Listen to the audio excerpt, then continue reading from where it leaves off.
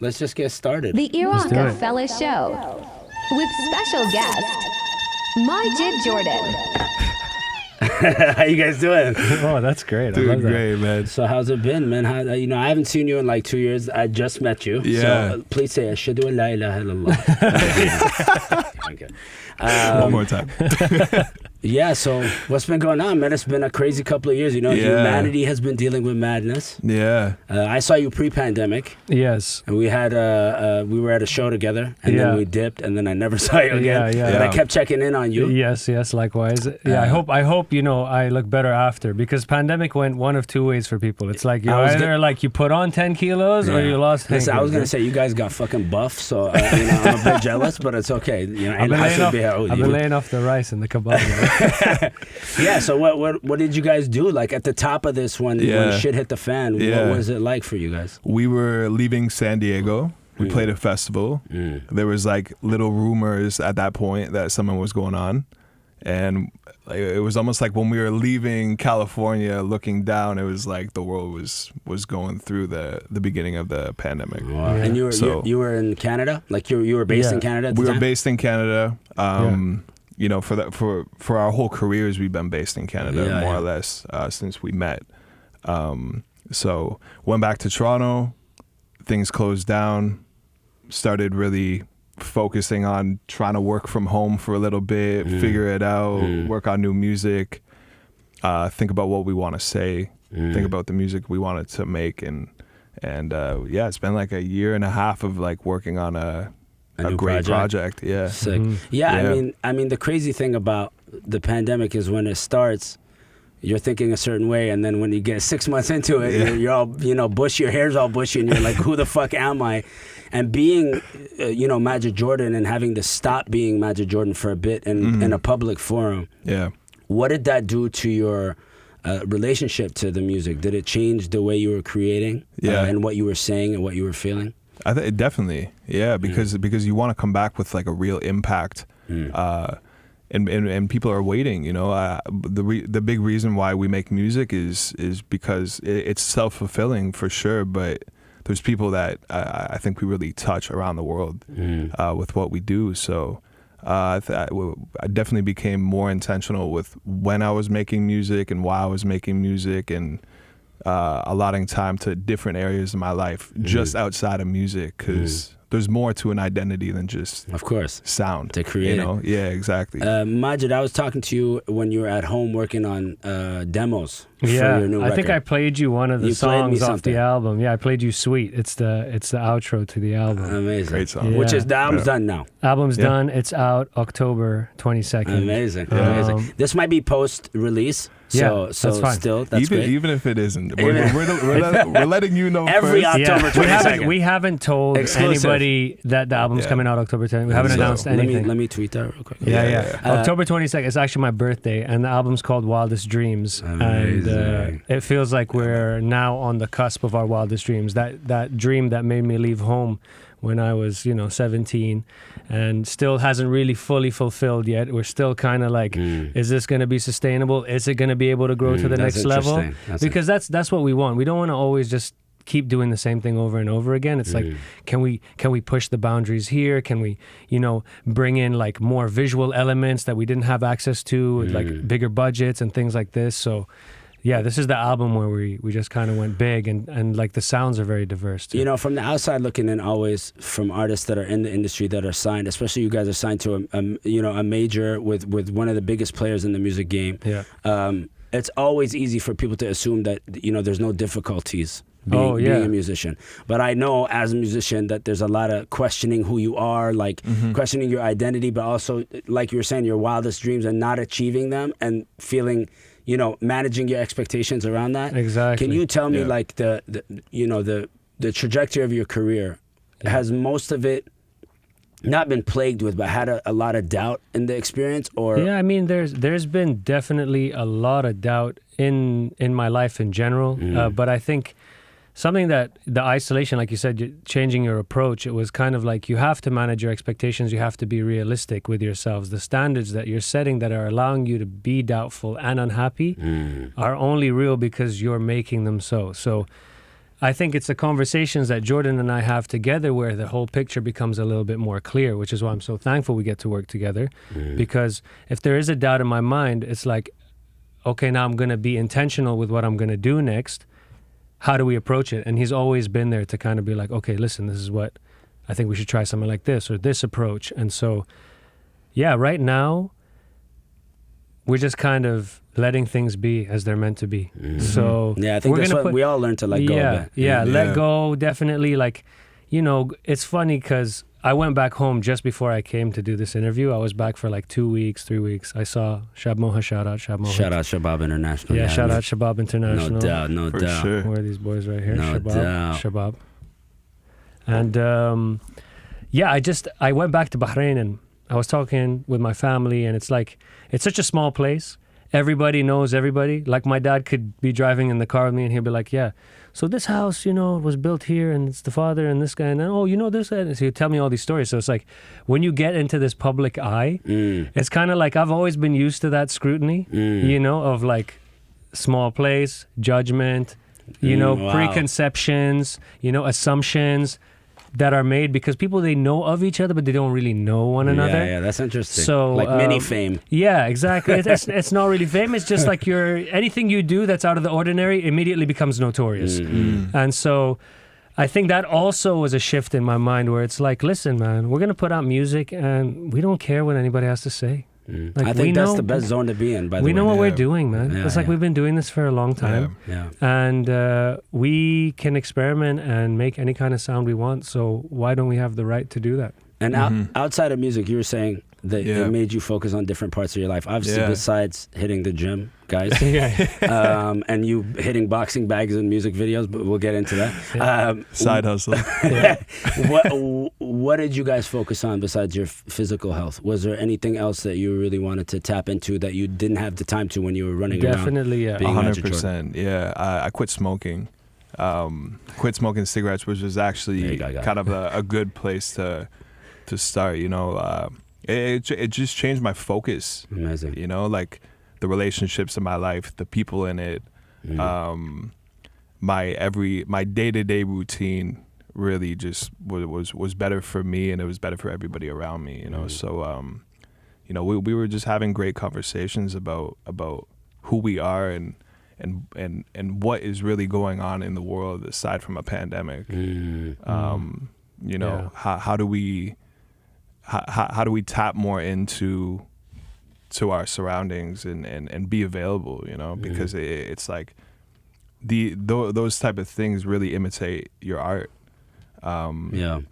So I think it was just like a complete perspective change for me in many ways, and I just feel more available, man. I just feel like I'm like ready to reconnect with people, and like we're able to, like, a work ethic is like one thing, you know. But like for a little bit, I was a really young kid, like making music, and you know, Majid moved over here, and so I always wanted to like be the best producer and make it available for him to really make things happen for him and for us, right? Amazing. So you guys did the craziest thing a Canadian could do in the midst of a pandemic. You moved to the Americas, to the United States of America. Well, we were like at this point where it's like, okay, do we stay here or do we just go and finalize everything that needs to be done for the album? And that involves, you know, visual pieces. It involves like artwork. It involves, you know, a social media campaign. And so we just had to assemble people that we could meet with in person and get this stuff done.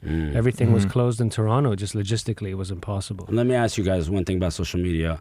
You both left your individual social medias. You vanished a couple of months after we started talking, and your social medias got shut down, and then the Majid Jordan one got cleared. Was there a reason for that besides like rebranding? Yeah, I think what's important about that was kind of like we each have our individual identities, but I think they get highlighted more as digital individual identities when really like we're a group, and that's our digital presence. You know, we are Majid Jordan online, and that's just in real life. If you meet us, we're Majid and we're Jordan, but online it's like that's really how we want to be it's ourselves in that. That's like who we are. In the combined IG. Yeah, it's a combined. It's both of us, you know. It's like, I don't know how many people do that, but it's like meme pages do that, right? There's like 6 people putting up jokes and stuff. It's like, why can't we just share a page? So you guys run your own. You run your own. We have people that we work with. We have like a team of people. We have ourselves. We put up stuff. You know. Because I was gonna ask, what the DMs like though? What's Majid Jordan's DMs? The DMs like? DMs get. Stop playing with me. Yeah, I got rid of my individual one to be honest, because there was just questionable stuff in there, and so I had to just be like, listen, man, this is this me from my break. life. I need a break. Yeah, through this whole time, I've hit the gym, I've hit the DMs. The DM's crazy right now, Jordan.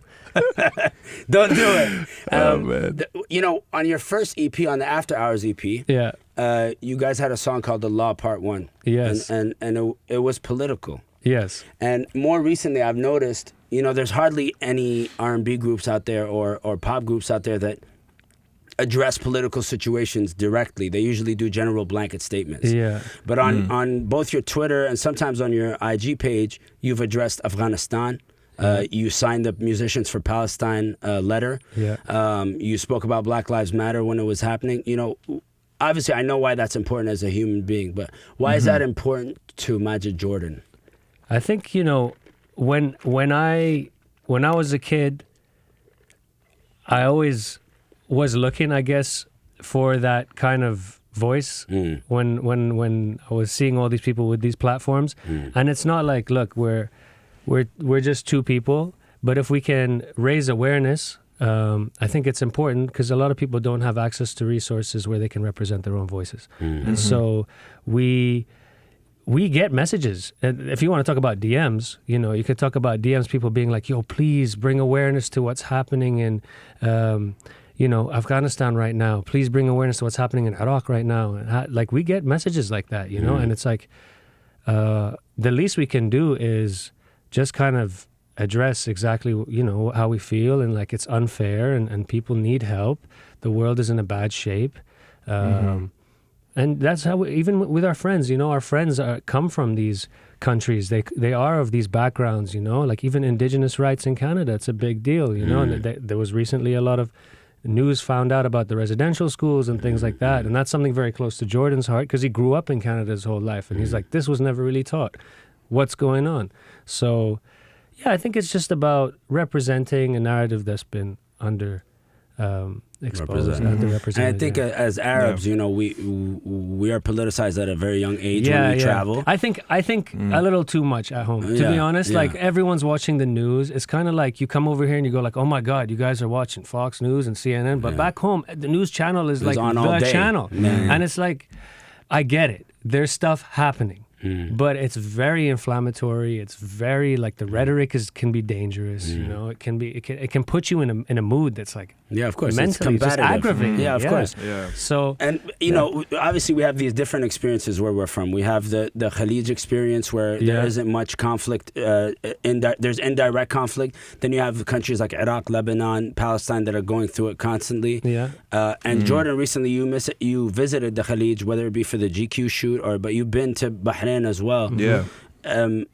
Was there ever a conversation between the two of you where you were like, you know, I want to represent my people more in Majid Jordan indirectly and not necessarily sonically? You know what I mean? He told me, listen, man, like, this is something we need to do, and like, you need to be heard. I mean, it's more of a thing where, you know, if you're comfortable with it, you know, I want to make it happen for sure. So. Anything that we're ever really speaking about is really just coming from past conversations we've been having with people in our life, and Maj and I, and we're like, you know, it's like if we're in rehearsal, we're posting about rehearsal. But if we're talking about something that should have more awareness than it does, then we should definitely speak on that. It's just how we feel, you know. But yeah, like visiting Bahrain and going to Dubai, I've only been to like 2 spots, you know what I mean? And it's been some of the most incredible times in my life. But yeah, it's very underrepresented. Misrepresented. Misrepresented, 100%. Definitely. And also underrepresented just like musically, I think, artistically, from my perspective, from a guy from Toronto, you know. I think it's the next wave. You know, dude, I mean, it's something where it's just like it should be something, right? But you know, the people I've met and and you know, the people that Maj has introduced me to from that side of the world, just like incredibly talented people, like-minded people that have something to say and have something to represent, and I love that, you know. So amazing. There's something very unique about you guys. Musically speaking, you know, there isn't anybody that really sounds like Majid Jordan. I think a lot of it has to do with Jordan, your music sounds like it's from the future, but it has this vintage feel to it. Me and my sister, shout out the Narcissist, we were in the car a couple of days ago, and we were listening to music from the 80s and the 90s, and we were trying to pinpoint the references that I could use to ask you about. But I figured I'd just ask you directly. I would love that. What are the genres or the artists that influenced your production style? Because there's nobody else like it. You know what I mean? Man, that means come on, Jordan. That means the world to me, man. Thank you. A lot. I think when I was working on the last album, I was trying to mimic like the first things I was listening to as a kid. Like, what were like the most innate influences in my production and why I make music. So I was like remembering being in the back of my mom's Toyota and like this music, and it was like 80s, and I couldn't really pinpoint it yet. I didn't know who really produced it. I think it's I'm very influenced by like Jimmy Jam and Terry Lewis, the whole 80s and 90s sparkly R&B pop. So I kind of, take that and always have a sonic world that I know I want it to live in. Like all the stems and audio, I kind of know where I want them to be, like stereo-esque. And I grew up listening to like a lot of classic rock as well. So it was like my mom had like R&B, my dad had classic rock, and then during high school I started DJing. I was playing a lot of house music. That got me into production. It's just like a bunch of stuff that I'm trying to like carve out more of a sound in it. Mm-hmm. I think that's like my emphasis is a lot of the 80s and 90s stuff is really cool, but it's like really in your face. Yeah. It's like cool for a week, and then it's like kind of loud. Yeah, Richard Marx can get on your fucking nerves after a while. Dude, it's just like everything is here. And so I think even the more intentional we get with like every word and every piece of music that we lay in, it's more of just like carving out the space so that you can actually hear what Majid is saying. I've definitely tapped more into like lyricism and just like having like an awareness of it. I think before I just love music so much that I can kind of make things sound. Did you train yourself, or did you learn? No, I grew up playing the piano. Okay. I had a really amazing conversation with my mom. I was like, how did you know as like a mother to put a instrument, piano. Like, you know what I mean? Just like that it's just like such a cool thing. Just to know as a parent, she was just like, I don't know if you put it there. You put for kids, you just put it in front of them. If they use it, they use it. It's like if they pick up a camera, it's like maybe they resonate with it. So I started playing there. I played. I was classically trained. I kind of put myself into more piano lessons. I went from like a half an hour as like a hobby to like 2 hours. I still have a great relationship with my piano teacher. Shout out Kathy. All right. Shout out from Kathy. Romania. Shout out Kathy, man. You made it happen. OG. Come on, Kathy. Kathy, you made all this happen. Amazing. Yeah, man. So, and then just with production, it was kind of DIY. When I was meeting Maj, I was making like 100 BPM beats in a 120 BPM session. I didn't know. So it was just kind of like figure it out. That's but so funny. there was something there. There's just like a admiration for meeting somebody that that I really connected to. I looked up to him, and I just think he just brought a type of energy that I wanted to work on. You grew up in Bahrain, and I know the music that we had a lot of British influence, and you know what I mean. Yes. Like I was in Abu Dhabi at the time when you were in Bahrain, so I know it's like la la la la long was all over the place. You know what I'm saying? Yeah. There's a lot of that. Beach music. Yeah, beach music, pop. Like the Spice Girls. Like there was like all the big pop artists from the UK. Craig David was huge. That was the radio, but I was always hungry for like what's not on the radio, because I was like listening to the radio all the time. So my mom, she would listen to Prince, she'd listen to Michael Jackson, like all the big American pop stars she was kind of interested in, because that's funny. The UK is so into that, and then we're into the UK, and so you have... It's that colonial, shit. It's just going back, you know?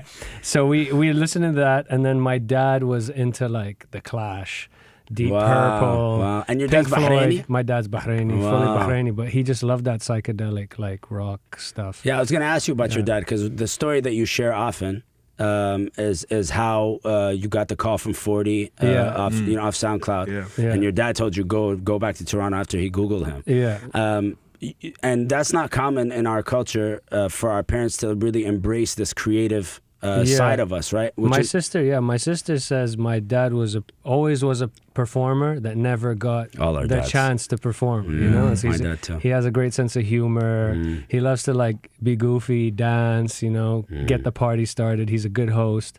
So my sister always says that. So I think when he saw that opportunity, and he saw that it was a legitimate opportunity, even though I had no idea what I was getting into, because I was so new, I was so young and naive. You know, you're entering a business model that's existed for years and years before you, and years and years after you, and you're just kind of like, I love to make music. I don't know what else is gonna happen here. And so even now, like 10 years later, I look back at myself and like, that's the way it had to happen, because there was no other gateway for me. There wasn't like, I didn't have piano lessons. I didn't have... Yeah, how'd you pick up the pen? We didn't have music class in my school. Yeah, of course not. Yeah. So the way I started was I was in a dorm where all the kids studied music. They all had instruments lying around. In Toronto? In Toronto. So I picked up a guitar and I started I had learned a few chords in Bahrain with a friend of mine, shout out Zainalo. He taught me like a few basic chords. So I started getting better playing guitar. And then people's birthdays would come around and I was broke. I was a student. So I would write them birthday songs. And little by little, people were like, we like these songs. You've written like 10 at this point. You should start, maybe do an open mic or something. So I did an open mic. The reception was good from people I didn't even know. Next thing I started doing open mics around the city. And then, Jordan heard my MySpace that I had put up, which was just me on guitar. And he was like, yo, let's work together. And I was like, I'm leaving Canada soon. This is my one shot. You were done school? You were going back? Yeah, I was going back to Bahrain. My visa was ending. What were you going to do in Bahrain? Well, I don't know, man. Thank God. What did you study? I studied business, commerce. Oh, so you're gonna go just be in the box? I was gonna go sit in a cubicle, But I knew I didn't want to do that.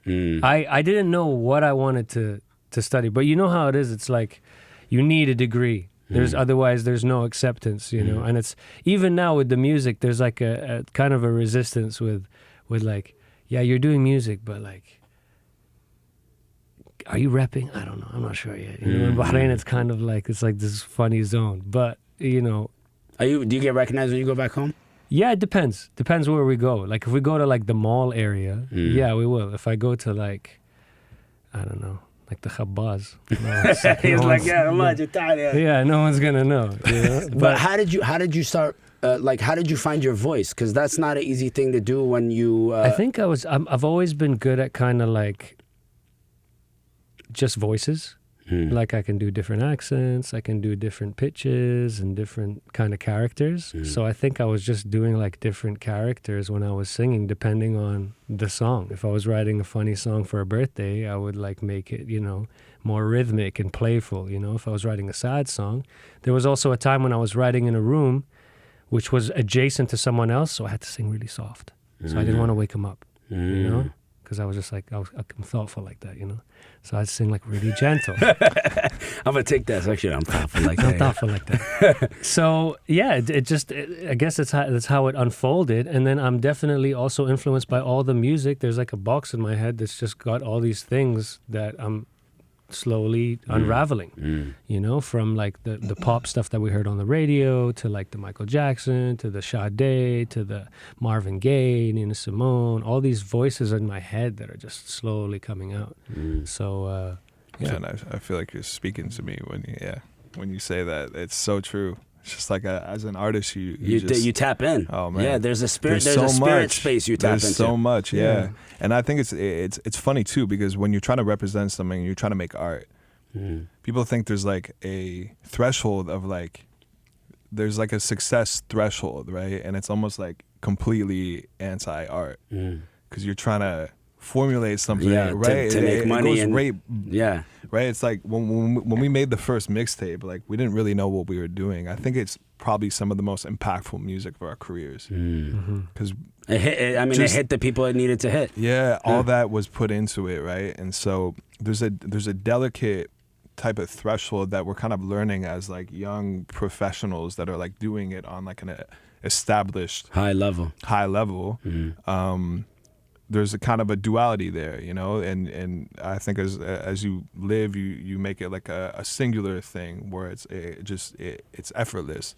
But like, you know, you have to know what you want to talk about. You have to know what you want to. You just have to be free with it. And then there's also a lot of like, well, to get the representation, you need to kind of shape it here. You know what I mean? Because that's like the honest truth of like reaching as many people as possible with music. Yeah. Right. It's a big leap of faith to kind of never do that. Yeah. And just really hope that it reaches a lot of people. Yeah, I think you know I'm not anti-industry, but from my experience as a musician, I've interacted with people within the industry, and it's turned me off, whether it be culturally or like the financial elements to it. I've made decisions that have both detracted my career, to be honest with you, and also put me in the position that 100%. I'm in now with what I do, right? And I think the definition of success, even for an artist that is on a major, changes as you get older in the game. It all depends what age you go in, right? And what kind of dreams you're fed.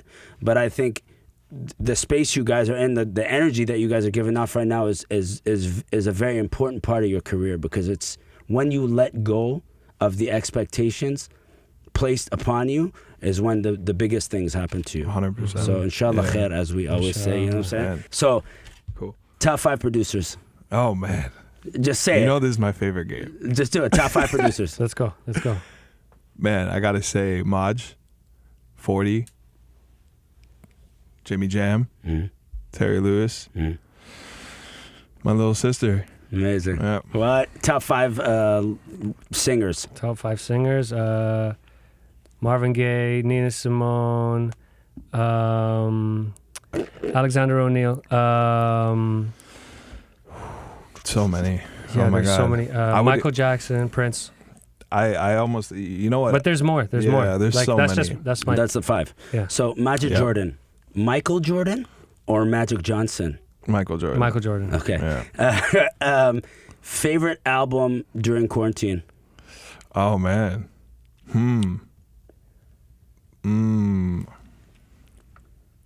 I want to give you like a real honest answer. You're gonna check your DSP real quick. What was I would have to almost like look at pictures. I listened to the Jay Electronica album and a Stevie Wonder record, Fulfilling His First Finale. Those were my 2 records. Okay, let's. Yeah, I don't know. Honestly, with music, bro, it's like all over. Yeah, man, I'm the worst guy to ask. Yeah, I also like. I to be honest, I haven't taken in a lot of albums because we've been working on this one, and I've also been writing a lot. I've been reading. My favorite book, I can tell you. Yeah, what's your favorite book? Laith Majali, shout out, gave me this book. It's called Satchmo Blows Up the World. Have you read that one? I haven't read that. I'm gonna read it. Yeah, it's about basically like the jazz ambassadors that the United States used to send abroad to stop the rise of whatever communist thought. And but at the same time, they were loving the black culture but mistreating black people. But you see how the remnants of everything that they taught the artists in those countries has become like a lineage of rhythms and sounds, and it's funny how it's still there. Yeah. I think it wasn't Dizzy Gillespie, but they sent one of the famous. Louis Armstrong was there. Yeah, he went to Iraq, no? He went to. Did he go to Iraq? Somebody, I don't remember who it was. I'll have to fact check that. I don't have a fact checker yet. I don't have the budget. Yeah. But when I went to Egypt. They all went to Egypt, of course. The Cairo Jazz Band and everything. Favorite color? That's the most childish question, but it's very important. Favorite color? Right now it's purple for me, but it changes. I don't know. Is it blue? My eyes? Yeah. That's amazing. Great answer. I love that one. When I look into my eyes. Yeah. Okay. next question. Every one of the episodes of the show is shaped around a track on the IRAQAFELLA album, and I have a song called "Perfect Man," in the search to be a perfect man. Okay. Majid Jordan, your records have always addressed love, the feminine, the feminine in general, your relationship to it, and you've been in long-term relationships. I would assume you don't seem like playboys. What defines a perfect man to you guys? It's a good song. How have we not written that? What defines? I wrote it. I wrote that song. A Perfect Man. Yeah, it's called The Perfect Man. Oh man, I gotta hear this. It's based on Moses. I ain't no perfect man. I'm trying to do the best that I can with what it is I have. Yeah, I think. Oh, I gotta hear this. I think the perfect man is the best thing that to describe the perfect man is that it's an imaginary person. Doesn't exist, but I can tell you, like, my version of a perfect man is, I guess, somebody gentle, generous, kind-hearted, empathetic, caring, and understanding, someone who's like understands, okay, it's not about what I do, I'm in control of, but how other people react, whatever happens around me, I have no control over that, It's just being very self-aware. I think the perfect, like as close to perfect as you can get, Just be very self-aware. Yeah. Jordan?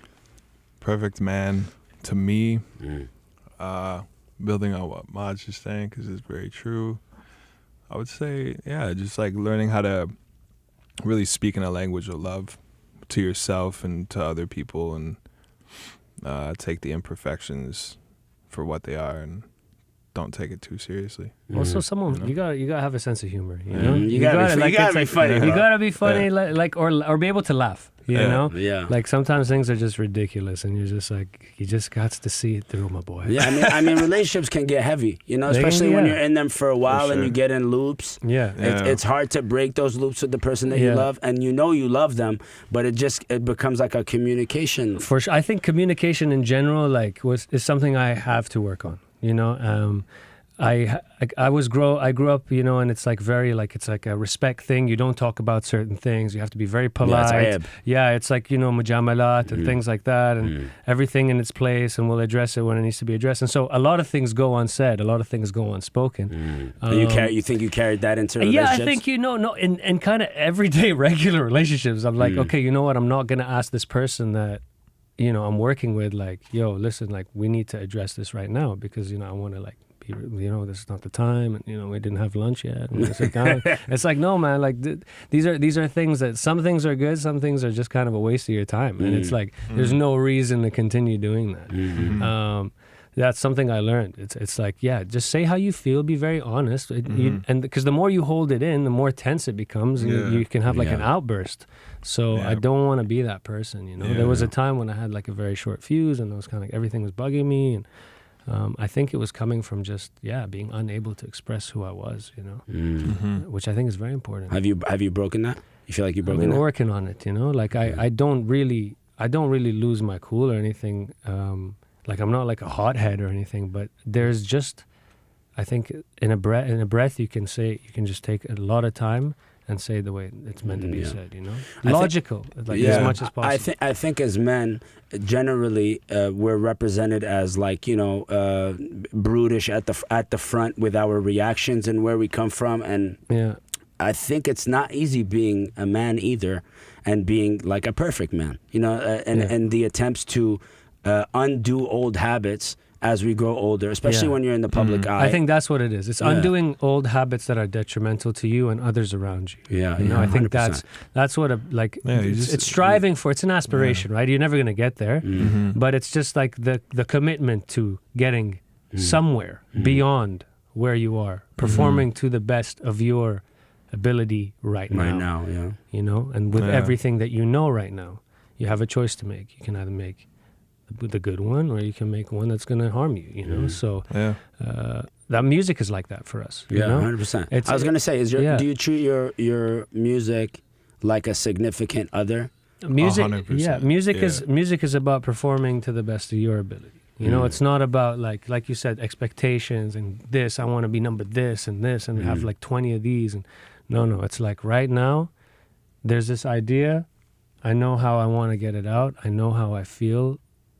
And I know how to approach it, and I'm going to push myself to get to it and see it through and focus and sit for the, I don't know, X amount of hours. There's big strength in like creation because it's like a parallel, right? There's no real intersections. I don't believe in like collaboration isn't like an intersection. That's like a compromise. Yeah, you know that's what I the mean? word I was going to use, compromise. Yeah. So it's like if I'm working with another creative, there's like a telepathy that kind of forms, right? Because you're all trying to just make something that, like, you know, it's like, honestly, I haven't met that many people who like try to go the other way. Like, almost all creatives kind of go into this like vessel where you're trying to really start creating something. So to get in somebody's path, you know, it's like, it's a difficult thing to do, you know. It teaches you to love better. Collaboration must have taught you guys like it teaches you to communicate better, and the better you are at like communicating with people, the better you are at writing, the better you become. Yeah, you like, and also actually getting to the final version, which will be the best version. You know, it takes more than one person. Yeah, 100%. That's what you need to know. And I take the analogy of a relationship with a loved one, and the analogy with the relationship to your music. Yeah. And you said compromise, and there's pressures that come with both of those. You know, whether it's your family or a loved one or like just maintaining the strength of love and bond between people. I mean, Majid really taught me that as like a big brother. You know, maintaining relationships with people is, I think, something that I've always innately had in me. But he's very good at keeping people connected in his life, you know, because he's also so far away from people. Yeah, that must be hard. It's hard, you know, and it's hard. It's something that I have a lot of like empathy for, and I see that, and I understand the impact of that and the reasoning, you know.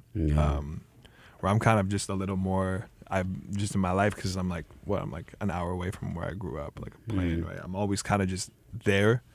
I'm always like, I'll see you when I see you, you know. I'm just kind of like from the same place that I grew up. But he's taught me a lot about that, you know, and I think there's lessons in everything, you know. There's growth in that. So I think like going back to A Perfect Man, it's just like knowing you don't know everything, you know. It's like you can always cool learn. With that. Yeah, be a student. There's times to like really make a decision and like take power or like take the stance or something, you know, and like hold your ground and shit. But we don't know anything. How do you guys deal with these pressures? Like these pressures of being in the public eye, the pressure of being far from your family? Yeah, just not being passive, you know, taking action. So if you're under pressure, maneuver so that the pressure point isn't gonna kill you. You know what I mean? Like, oh, this is my pressure point. I'll just move like this, and no, it's not hurting me. If I need to see my family, like, find a way to see them more often than once every 2 years, which is what happened over this period of time. And so it's like, you need to make plans. You need to do what you've been saying you're going to do. That's what I'm about right now more than ever. You know, it's like, if I'm going to deliver an album, we're going to put the album out. October, it's coming. You know, if it's done, amazing. It's done. You know? Amazing feeling. Yeah, the show is tonight. Okay, we need to put together. We're gonna do it. We just deliver. You know, we're not afraid of doing that anymore. Life reflects that. You know, like your surround. Like when you make those real decisions and those like leaps of faith that are kind of difficult to do. You know, because of circumstances, it's like it really resonates. It pays off. You know, the live show tonight is going to be incredible. I can't wait. You know, like he just came back from Bahrain and all of that's inside. Everything is going to come out. Yeah, that's amazing. Well, it's just like giving the time for the right things and like not trying to make more obstacles for yourself. Like if it's not meant to be, like it's not that like washy, but you know what I mean. It's like don't try to put two things together all the time that don't need to be like forced together. You know. I'm gonna ask you guys before we go. I rummaged through all your YouTube videos. I watched all your interviews over the course of the last 7 years, I would say, from the Ebro one to the latest one. Yeah. Watched all your music videos to kind of understand your aesthetic, but you have a very changing aesthetic. Yeah. You know, like it's never one thing. I've noticed that, and your videos are all very different. Yeah. You know, there's a through line, which is you guys and your sound, which carries it. How do you make your visual decisions? And then I want to get to specifically Waves of Blue, something about Waves of Blue. But how do you choose your directors for your music videos? And are you involved in the writing process of the visual representation of your sonics? I think more and more so now, you know, definitely more and more so now. When we first got into it, it was kind of like, how are things made? You know, to be very honest. Yeah. We were making songs in a dorm room, and next thing you know, we made this huge #1 song, and now we're expected to make a whole album, and so on and so forth. And so we're learning as we're going. And I think that adaptability is what got us to this far, because you're learning, and like people are assuming things, and they're telling you you're this, and you're not gonna do that, and you're this and that, and there's so much noise, and you just have to be committed to being like, okay, I'm gonna figure it out though. You know, because everyone who's doing this at this level that I'm at has been doing it since they were 5 years old or 6 years old. You know, I kind of picked up a guitar and I got to this. So like, if I work on it, where could we go? You know, so yeah, your visual decisions. Right now, yeah, like for the last video, Summer Rain, we were all a part of that, and we just wanted something that was like short segments of different scenes. That there was like you said, like all the videos, there's a through line, but it's not necessarily explicitly explained. And so there is a narrative in the last video, but it's kind of like, how is everybody connected? And the album's called Wildest Dreams, and you don't really know how your dreams are connected. Like you could be sitting in an elevator that's in an aquarium. You know, like why is that? Why can't that be real? You know, why is everybody's skin blue right now, but it's like Narcy? You know, so it's things like that. I think playing with that idea.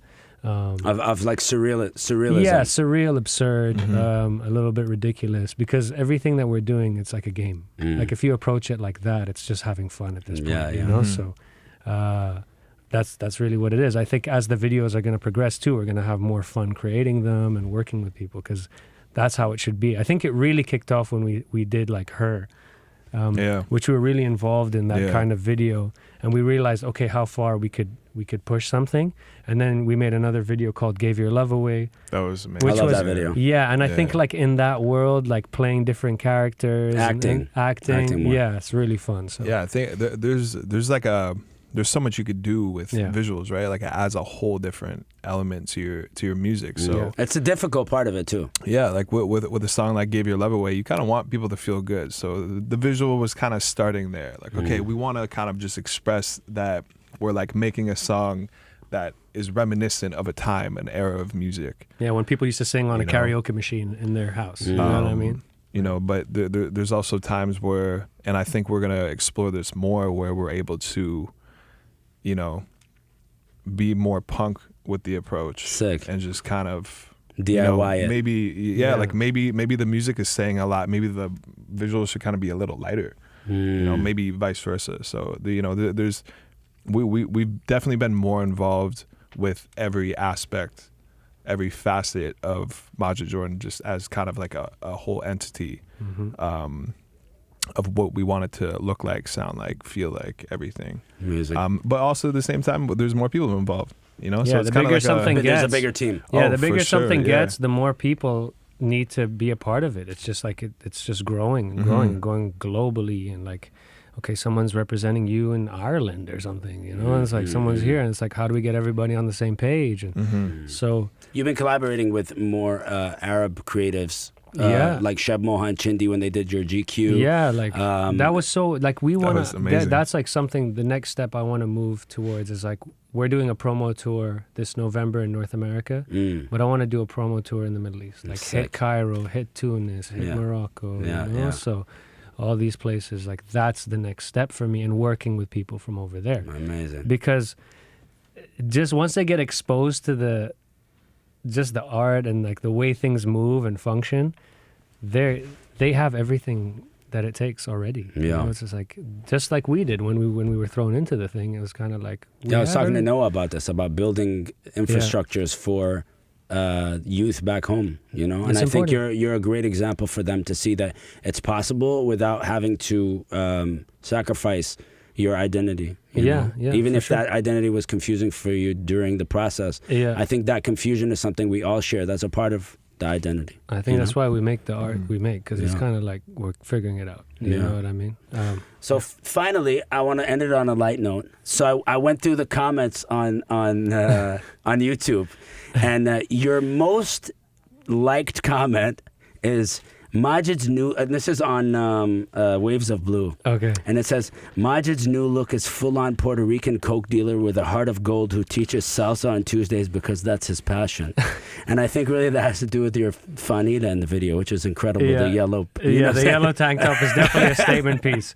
And that comment is actually by my sister, who's in the house right now. Are you serious? And it's the most viral comment on any of your videos. So I just thought it was really serendipitous. Yeah, I mean salsa. And it's a compliment. Yeah. Well, salsa. I mean, Puerto Rican coke dealers are fly ass motherfuckers. So take that. You know what I mean? It's funny because my dad here, he looks Puerto Rican too.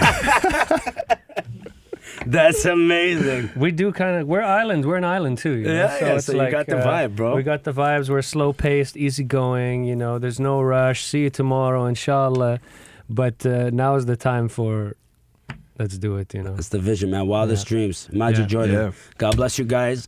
You're the first two people I sit across and speak to in a hot minute. I was just visualizing, the breathing particles that they put on the internet when the pandemic started. Yeah. So I'm glad it's you guys, man. I got a love for you, a lot of love for both of you, man. Thank you. And also, wait, I want to just say one thing. Brother, thank you for doing what you've been doing for a long time before we even started what we were doing. And honestly, you've opened a lot of doors for a lot of people, and we stand on shoulders such as yours. So thank you so much. No wonder I got shoulder pain. Yeah, that's what I'm saying. Yeah, it's my feet, it's my ankles digging in. God bless you, man. Thank you, bro.